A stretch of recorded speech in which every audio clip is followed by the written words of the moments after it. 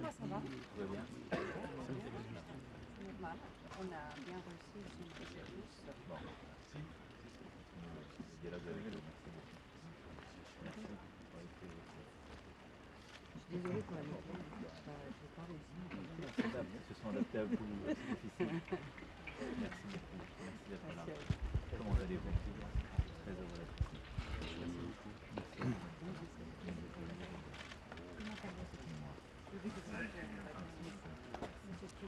Bonjour. Merci beaucoup.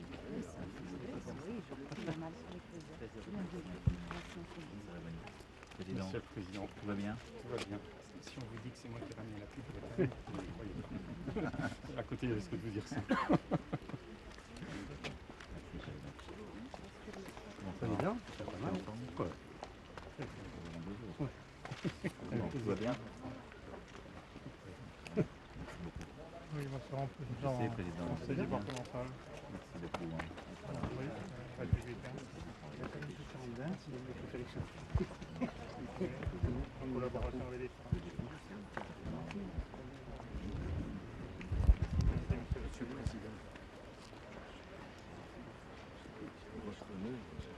J'avais des chaussures en daim. Je me suis dit que quand même, le climat, il va donner qu'on travaille au capot. En général, merci beaucoup. Tout va bien? Ouais, je suis d'accord. C'est parti direct avec ici derrière? Je vais regarder si c'est ma. Oui, je vais Oui. Dans ces cas-là, après, j'ai dit entrepreneur pour se voir tous les trois. Si c'est possible pour votre agenda. Parfait.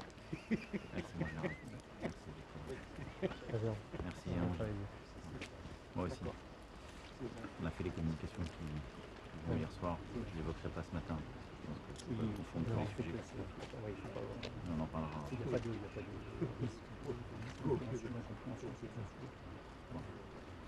Merci beaucoup. Merci, mon général. Merci d'être là. Tout va bien? Oui, bravo pour le travail. Vraiment. Merci, heureux de votre côté. Vous allez bien? Merci de votre présence. Stéphane, directeur zonal de la police nationale. C'est le directeur. Monsieur le Président. Tout va bien, monsieur le Président. Merci pour le travail fait aussi par nos policiers. Merci à nos policiers et nos gendarmes pour l'organisation des Jeux.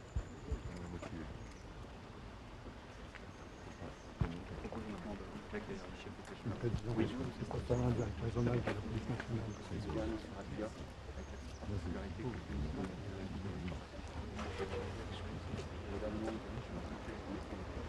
Oui, seulement pour moi. Je sais. Là, je sais. Et qu'est-ce que tu veux dire Pour aller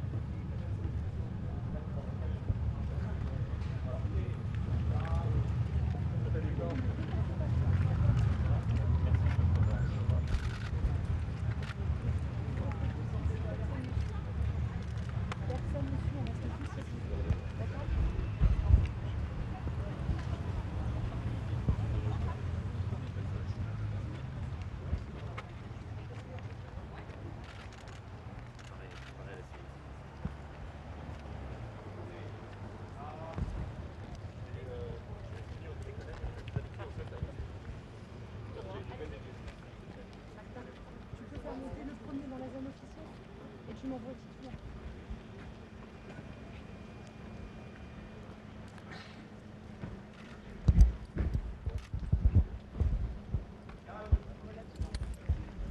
il est pas bien loin. Présentez. Ça.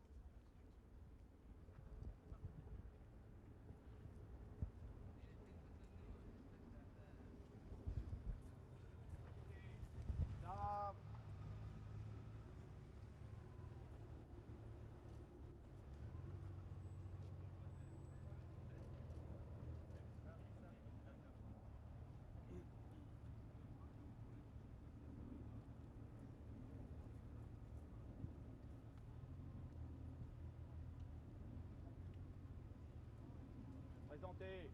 Ça.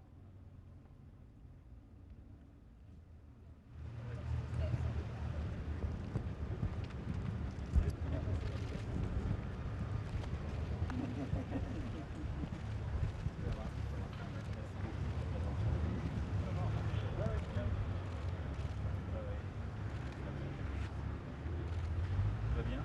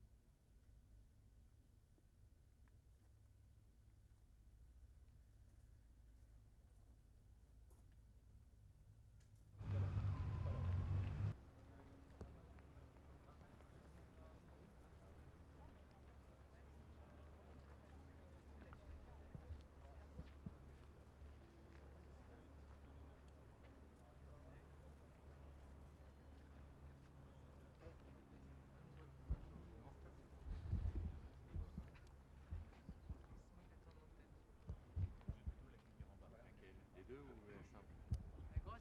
Ah bah c'est normal.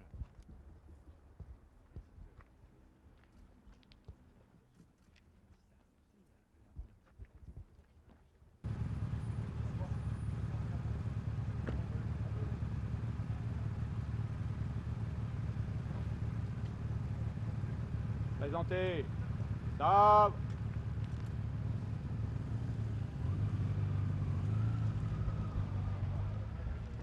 Comment vas-tu? Tu es adorable d'être là.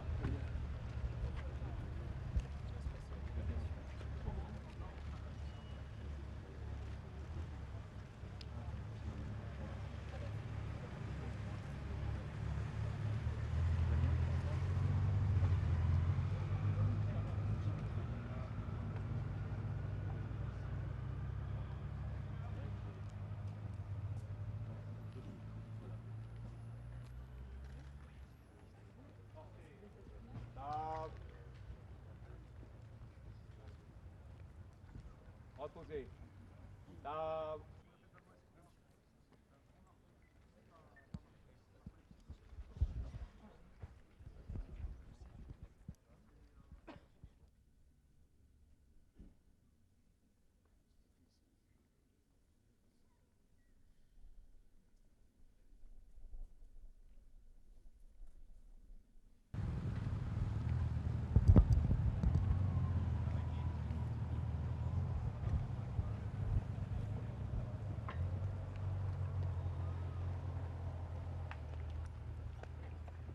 Présentez. Ça.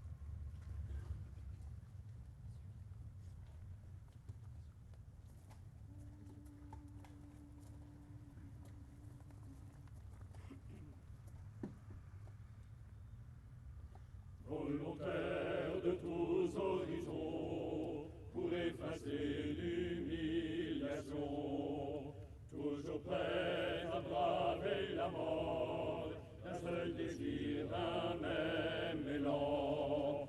Autour du fanion, faisant comme vous avez traqué l'occupant, commando d'Afrique, fier commando d'Afrique, lion dans l'assaut, sans pitié tu travailles au couteau, sans pitié tu défends ton drapeau, modèle de force et de foi, que ton courage soit notre loi, sous la violence de vos assauts, malgré le poids de vos fardeaux. Tous les nids d'aigles sont tombés, la Provence, Belfort et le Rhin. Ces places n'ont pu vous empêcher d'ouvrir à nos troupes un chemin. Commando d'Afrique, fier commando d'Afrique, lion dans l'assaut, sans pitié tu travailles au couteau, sans pitié tu défends ton drapeau, modèle de force et de foi, que ton courage soit notre loi. Souvenons-nous de tous nos morts, 400 noms en lettres d'or, ils sont gravés dans nos mémoires, et s'ils reviennent les souffrances, que votre exemple et votre gloire nous guident pour servir la France. Commando d'Afrique, fier commando d'Afrique, lion dans l'assaut, sans pitié tu travailles au couteau, sans pitié tu défends ton drapeau, modèle de force et de foi, que ton courage soit notre loi.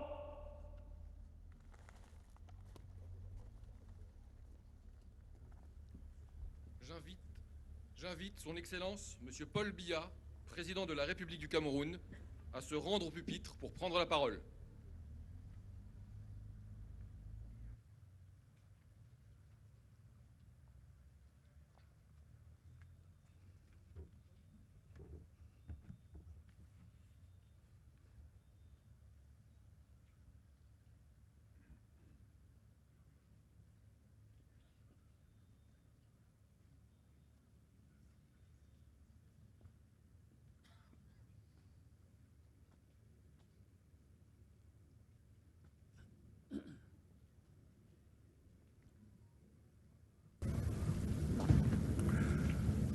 Monsieur le Président de la République française, Messieurs les chefs d'État et de gouvernement, Mesdames et Messieurs les chefs de délégation, Mesdames et Messieurs, je voudrais de prime abord remercier le président Emmanuel Macron pour l'invitation qu'il a bien voulu m'adresser afin que je prenne part au 80e anniversaire du débarquement de Provence. Je voudrais le remercier également pour l'accueil chaleureux qui nous a été réservé, ma délégation et moi. Je salue ensuite votre présence ici. Vous tous qui avez effectué ce déplacement, pour vous retrouver en ce lieu inauguré en 1964 par le général de Gaulle, alors président de la République, en présence de nombreux combattants de France et d'Afrique, à l'occasion du 20e anniversaire de ce même débarquement de Provence. La nécropole nationale de Boulouris est un endroit chargé d'histoire, un lieu du souvenir, un lieu de douleur, un lieu de recueillement qui nous parle et nous interpelle sur l'avenir du monde.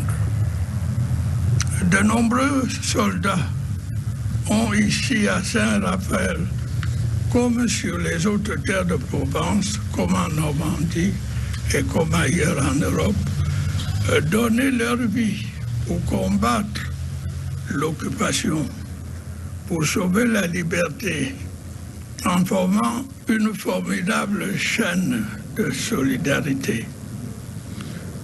Aujourd'hui encore, nous sommes là pour nous souvenir de leur vaillance, pour convoquer le souvenir d'une guerre du passé pour la liberté et rendre à ces héros un hommage appuyé. Messieurs les chefs d'État et de gouvernement, Mesdames et Messieurs, les milliers d'hommes qui, sous la direction du général de Lattre de Tassigny, ont combattu avec bravoure, étaient pour un grand nombre originaires de tout l'empire colonial français, qui venaient entre autres de l'Afrique subsaharienne. C'est dire que la contribution de l'Afrique a été significative pour rompre les chaînes de l'occupation allemande. Une occupation dure, une occupation liberticide dont les troupes avaient reçu ordre de tenir jusqu'à la dernière cartouche. Le ralliement des territoires de la France libre a en effet constitué un enjeu majeur dont l'apport à la victoire finale a été significatif. C'est entre autres dans le but de lever les troupes en Afrique, alors considérée comme base potentielle d'une reconquête de l'Europe, que le colonel Leclerc est missionné au Cameroun. Le ralliement du Cameroun, l'un des tout premiers, est aussitôt obtenu dès le 27 août 1940, ce qui a fait dire au général de Gaulle, et je cite, que le Cameroun vient de prendre une belle décision et de donner un exemple magnifique. Fin de citation. La rapidité de ces ralliements permet au général de Gaulle de démontrer à ses alliés la réalité d'une France combattante. Les troupes dont le colonel Leclerc prend ici le commandement comptent beaucoup d'hommes issus de l'Afrique équatoriale française et du Cameroun.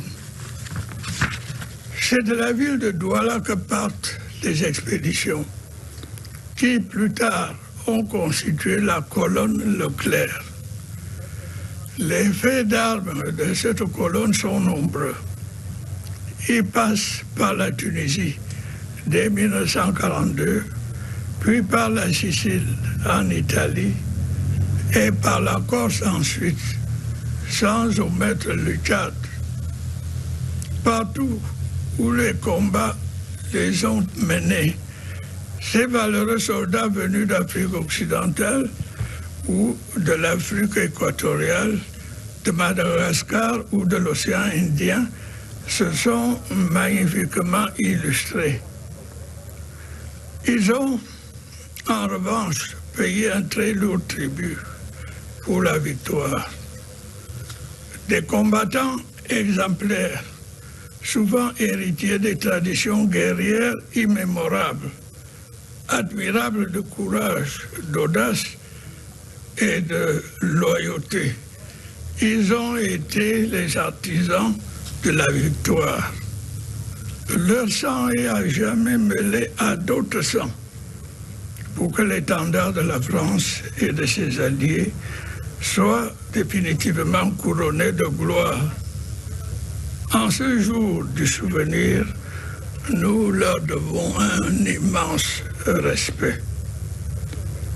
Messieurs les chefs d'État et de gouvernement, Mesdames et Messieurs, il n'y aurait pas eu de victoire alliée sans l'alliance sacrée des volontaires, sans la contribution des autres peuples, sans les étrangers, sans les Noirs et autres tirailleurs. Cette lutte a été menée ensemble pour défendre les valeurs et les idéaux universels de paix et de justice. Elle exprimait une vision de l'homme et du monde qui nous est commune.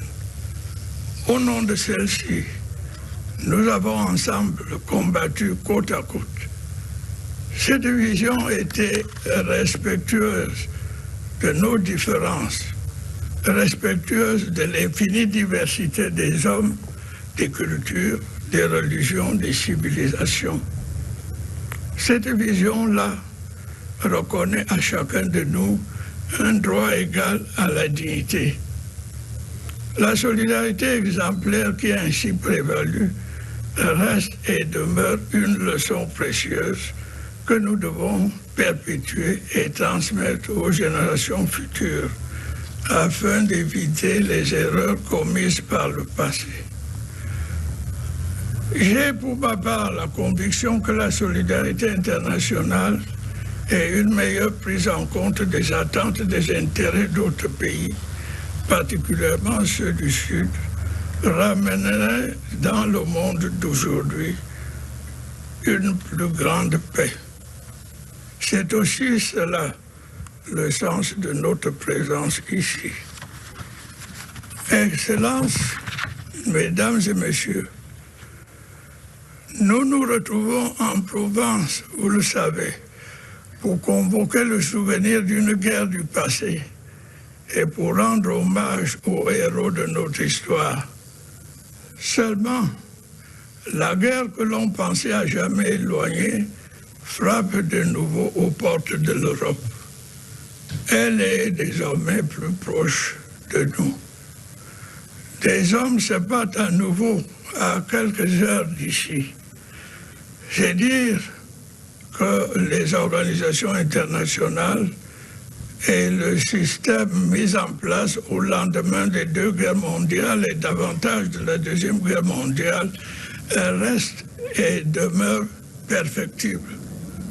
Oui, les fantômes de l'esprit de revanche, la violation flagrante de la souveraineté des États, l'intolérable mépris des peuples ressurgissent du passé pour s'imposer dans notre quotidien.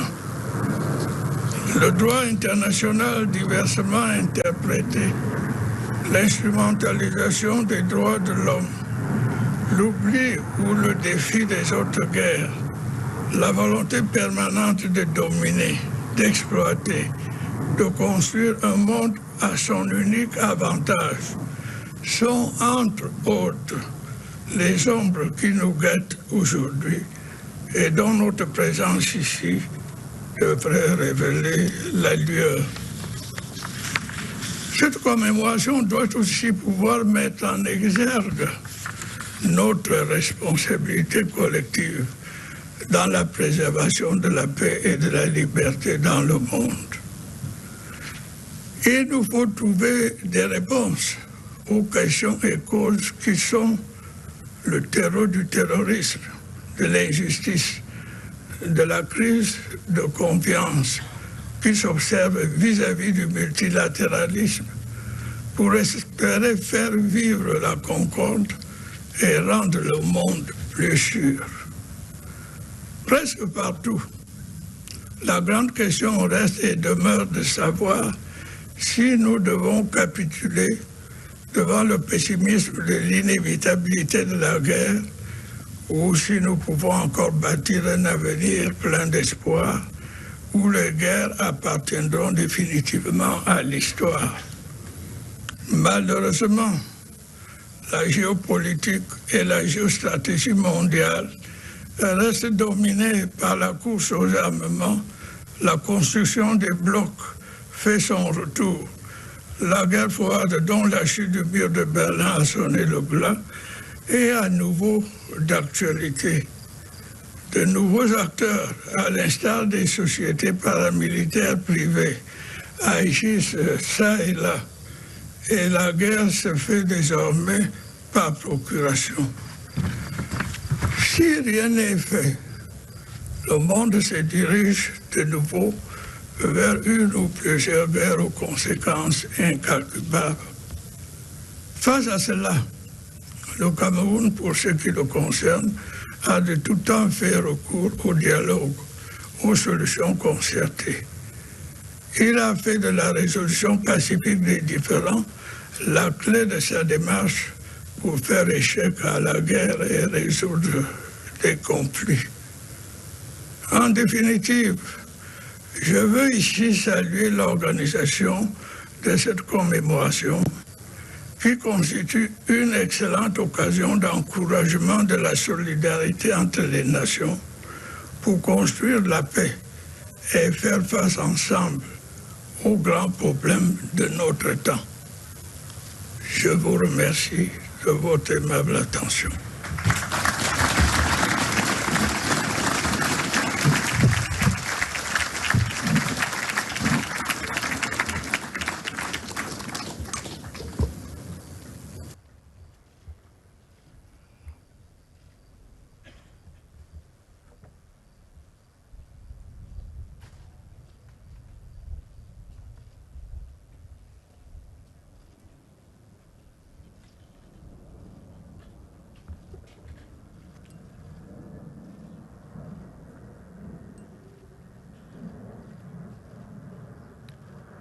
Monsieur Emmanuel Macron, président de la République.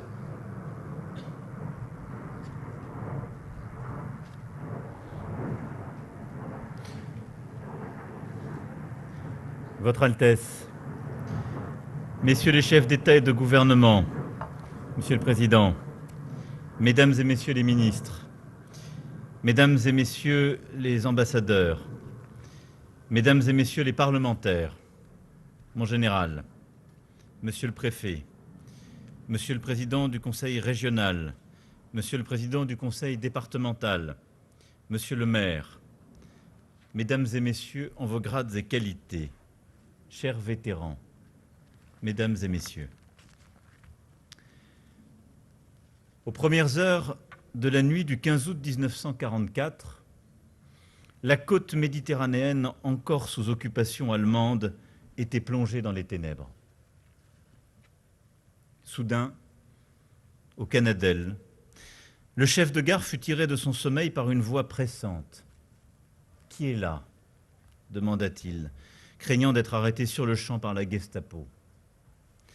À travers les volets, la voix, celle du capitaine Albert Torel, lui répondit « Ouvrez, c'est l'armée d'Afrique. » L'armée d'Afrique.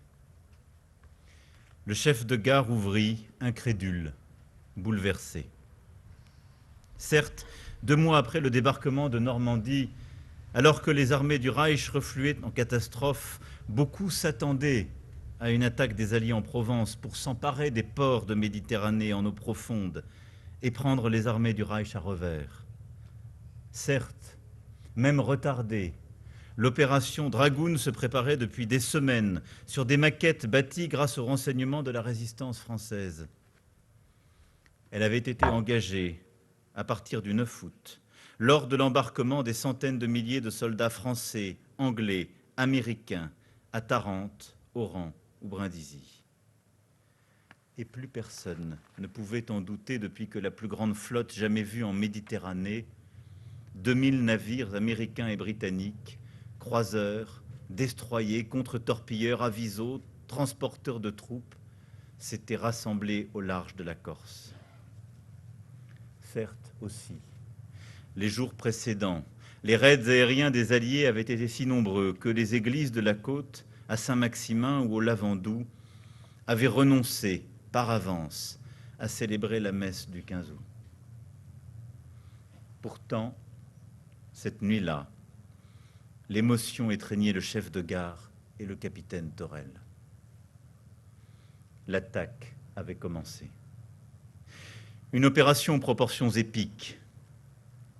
90 000 soldats bientôt jetés à l'assaut du rivage de France, sur ce chapelet de minces plages, de calanques, de falaises défendues par plusieurs dizaines de milliers d'hommes de la Wehrmacht. Pour permettre son succès, il fallait profiter de la nuit impénétrable, cette poignée d'heures entre minuit et l'aube.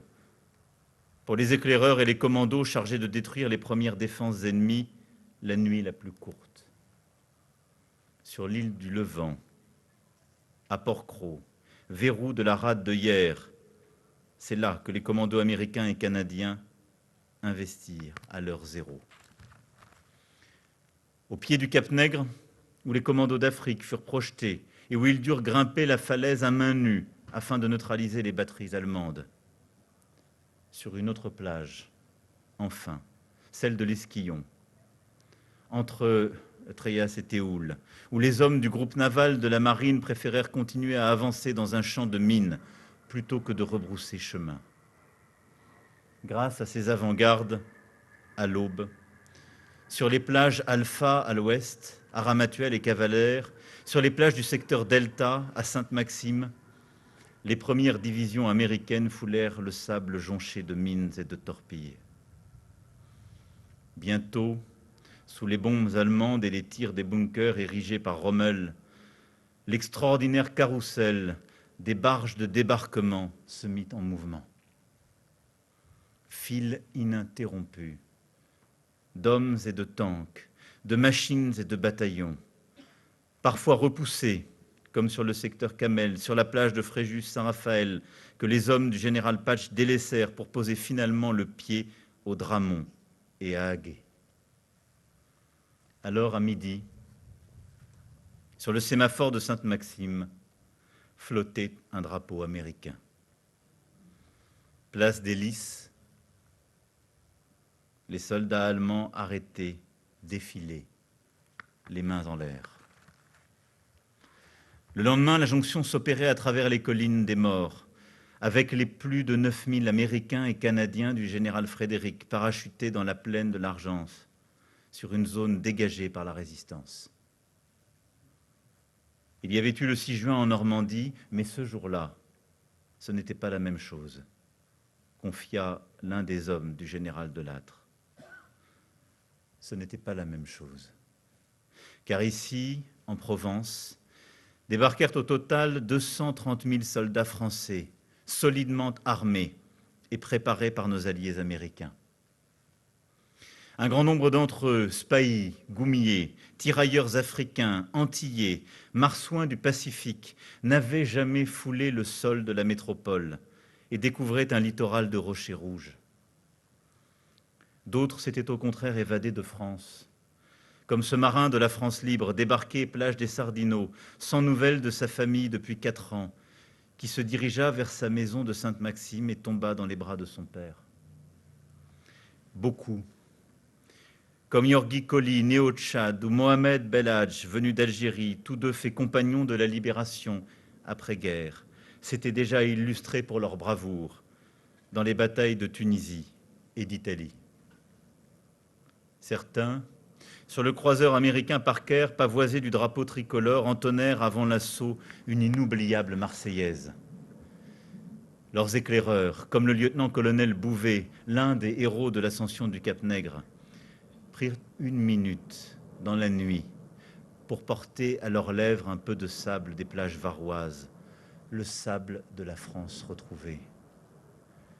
Parmi eux, Hubert Germain lui-même, débarquant sur ces côtes, racontait dans ses derniers jours avoir pris une poignée de cette terre, terre et sable mêlés, tant attendue, tant désirée, pour la porter à son visage. Des centaines connurent ce sol de France pour quelques heures seulement. Tel Albert Thorel, l'homme de la gare du Canadel, tombé le lendemain à l'assaut de la pointe de la Fossette, en même temps que son ordonnance, Mohamed Ben Bakr. Ces hommes de l'armée française s'appelaient François, Boudjema, Harry, Pierre, Niakara. Ils venaient de Corse et du Poitou, du Pacifique et d'Algérie, du Sénégal, du Maroc et des Ardennes. Officiers de l'Empire ou enfants du Sahara, natifs de la Casamance ou de Madagascar, anciens poilus de Verdun ou jeunes hommes précipités dans l'étrange défaite. Ils n'étaient pas de la même génération. Ils n'étaient pas de la même confession. Ils n'étaient pas de la même condition.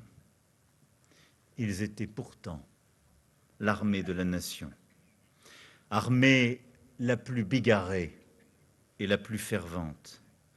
Ils étaient pour leur chef, le général de Lattre de Tassigny, à la fois les grognards passés par Monte Cassino ou la Libye, et des cœurs encore jeunes, pleins de l'enthousiasme des volontaires de 1792.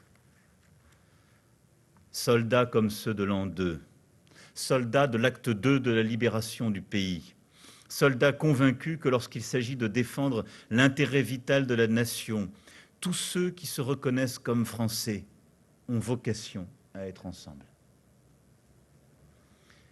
Et dès le 16 août, parce que nos alliés américains voulurent leur laisser l'honneur de reconquérir leur patrie, les hommes de la première armée française foncèrent vers Toulon, vers Marseille, qu'Hitler avait ordonné de défendre jusqu'à la dernière cartouche. Ouvrez, c'est l'armée d'Afrique, avait dit le capitaine Thorel. Et les portes de la liberté s'ouvrirent en effet sur leurs pas. Portes des batteries de Mauvanne, conquises par les commandos d'Afrique, celles du Golf Hotel sur la route d'Hyères, enlevées par la première division des Français libres, celles des villages du Gapo, enfoncés par les assauts des tirailleurs sénégalais et des blindés des chasseurs d'Afrique lors d'une bataille au corps, couteau contre poignard dans les rues provençales, celles de Toulon, que l'armée allemande avait l'ordre de tenir et qui cédèrent le 28 août, au prix d'un siège d'1 semaine mené par les tirailleurs algériens et sénégalais, épaulés par les hommes du choc, rejoignant dans les décombres les résistants toulonnais. Porte de Marseille, gardée sur les collines par des massifs de calcaire, par le verrou d'Aubagne, où les Goumiers et les Tabors mirent en fuite les Allemands le 22 août.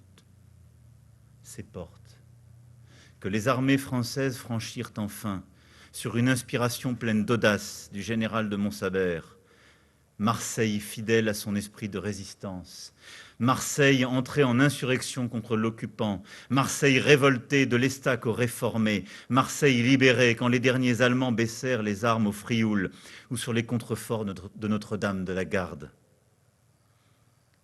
Avec une avance de plus d'1 mois sur les prévisions, ce furent aux portes de Nau, près d'Autun, en Bourgogne, le 12 septembre, qu'un officier de la 2e division blindée du général Leclerc serra la main d'un officier de la 1re division des Français libres, du général Brosset.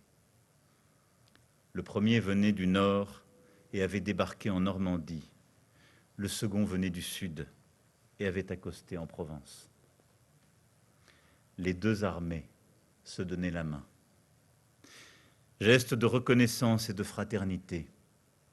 serment de poursuivre le combat jusqu'à la victoire.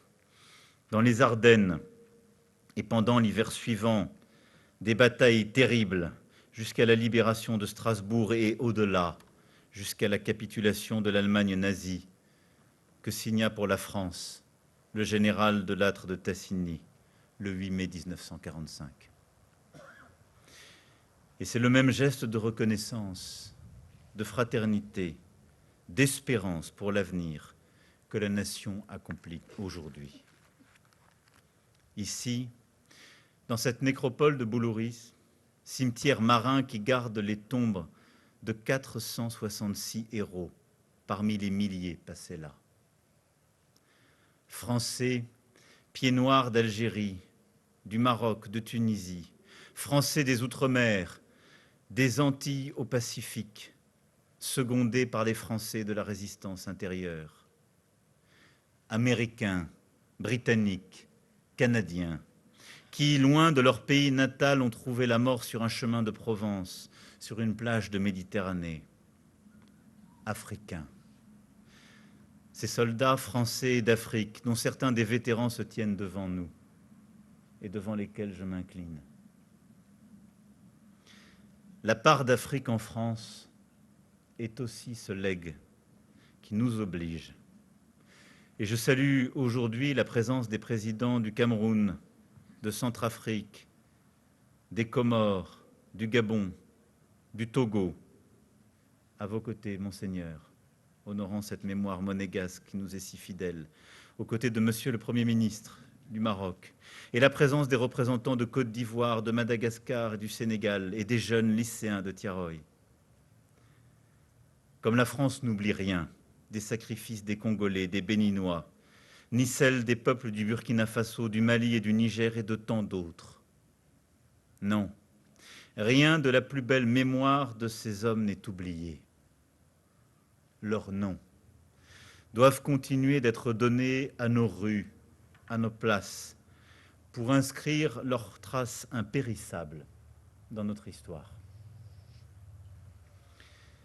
8 décennies après, revenir en Provence au matin, à l'heure bleue où eut lieu le débarquement, c'est conjuguer au présent cette reconnaissance, cette fraternité, cette espérance.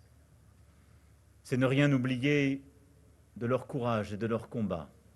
C'est rappeler, comme vous venez de le faire, Monsieur le Président, l'importance en effet de ne rien céder de ces valeurs et de ces batailles, celles pour le droit international, le refus de quelque double standard que ce soit, la volonté de défendre partout, sous toute latitude, le droit des peuples à disposer d'eux-mêmes, leur souveraineté, leur intégrité territoriale, la volonté farouche de continuer d'avoir un monde et des institutions plus justes, plus équilibrées, de ne nous habituer à rien.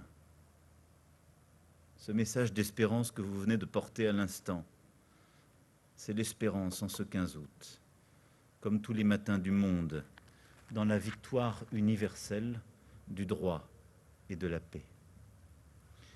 Fraternité pour les peuples du monde aujourd'hui en lutte pour leur liberté et le droit à disposer par eux-mêmes de leur destin. C'est la reconnaissance indéfectible pour les héros du 15 août dont certains se tiennent devant nous. Tous ont accompli ce jour-là et les suivants une œuvre dont ils connaissent et dont ils connaissaient alors les immenses périls. Et pourtant, ils l'ont fait. Avec cette audace bravache et avec cette force irrécusable, leur rendre hommage aujourd'hui, c'est saluer ces hommes qui sont nos héros, parce qu'ils se sont hissés au-delà des falaises du Cap-Nègre, au-delà de la peur et de l'impossible, au-delà de la souffrance et des risques. Ils l'ont fait, conscients de se battre pour une cause bien plus grande que les falaises, les périls et même leur vie, prêts à s'effacer pour que la France vive libre, dans ce songe d'une nuit d'été, et chaque jour ensuite. Sur leurs visages et sur les visages de nos vétérans sur les tombes des héros, dans ce tremblement des pins, passe aujourd'hui un souffle venu de Provence. Ce souffle, c'est celui du sacrifice, de la volonté, de l'unité. Il rend l'impossible possible, il donne son sens à l'effort, il dessine toujours pour la nation la voie d'un invincible été, ce souffle du 15 août qui nous anime et fait encore de nous un peuple irréductiblement libre, celui qui ce jour-là fut libéré aussi par cette armée d'Afrique. Nous n'oublions rien. Vive la République, vive la France.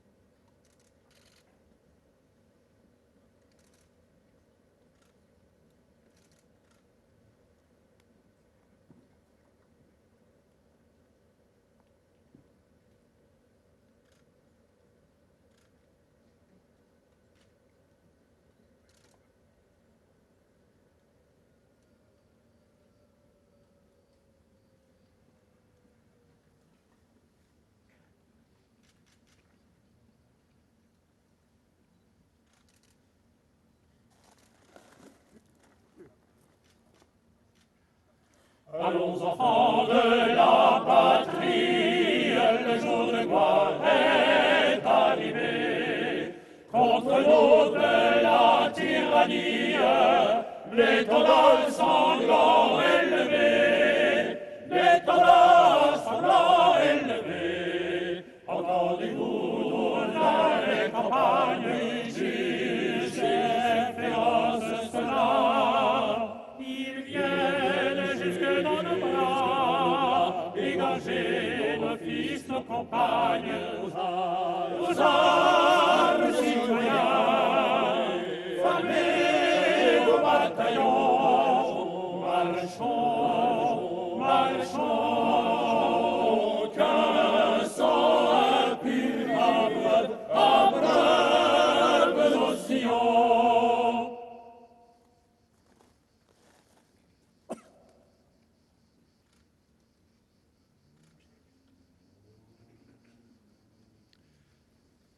Monsieur le Président de la République va maintenant remettre les insignes de chevalier de la Légion d'honneur à Madame Thérèse Dumont, ancienne résistante, à Monsieur Pierre Salcedo, ancien combattant, et Monsieur Larbi Jawa, ancien combattant.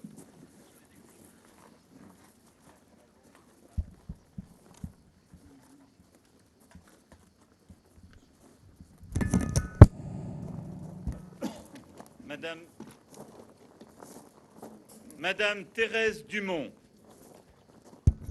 au nom de la République française, nous vous faisons chevalier de la Légion d'honneur.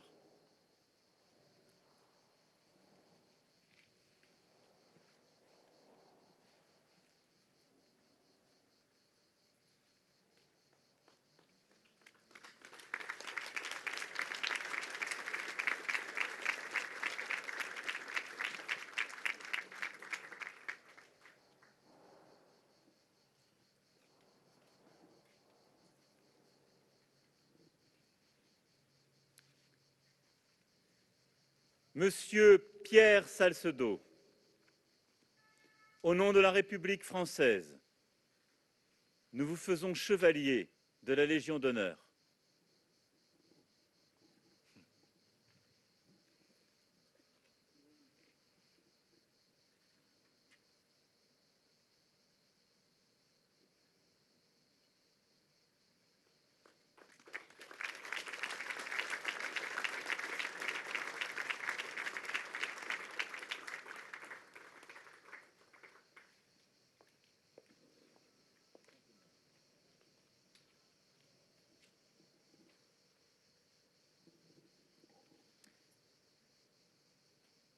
Monsieur Larbi Jawa, au nom de la République française, nous vous faisons chevalier de la Légion d'honneur.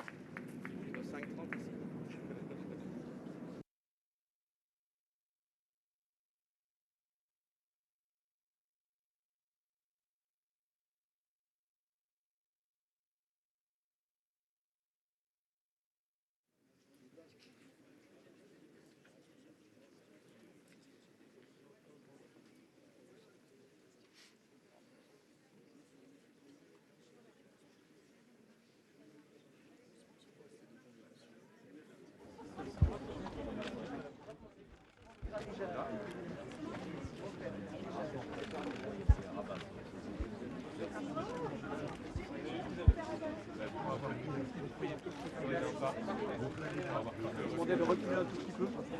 Oui. Oui. Oui, bien sûr.